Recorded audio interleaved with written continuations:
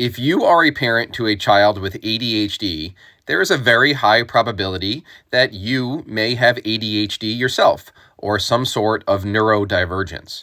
And also, what tends to happen with parents of children with ADHD is they always tend to take on too much. So not only are you playing the role of parent, but you're also basically the educational secretary sitting with the child every day to make sure they're checking their Schoology and their Google Classroom and they're getting their work done and they're actually handing it in and they're getting appropriate grades.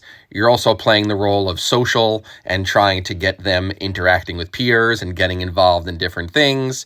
And you're also pushing them into doing chores and decreasing their screen time. And you're feeling like you're always on top of them, where you just can't play the role of loving parent anymore. You've taken on too much, you're burnt out, you're exhausted, and then you come across videos like mine on social media and you feel like you could never follow those kinds of strategies because of your ADHD and your exhaustion and your burnout. So the parents tend to get to this point where they need to focus more on self-care.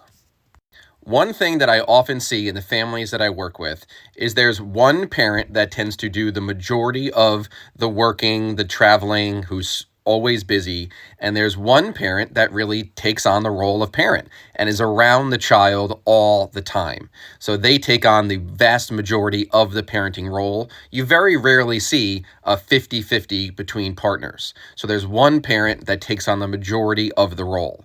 And when it comes to ADHD, let's face it, what do these kids love to do? They love to come home from school and stay in the house. They find their comfort zone, which is most likely screens and things like that. And if they're not on screens, they're probably hyperactive and getting into things and doing things that are just disrupting the peace in the home.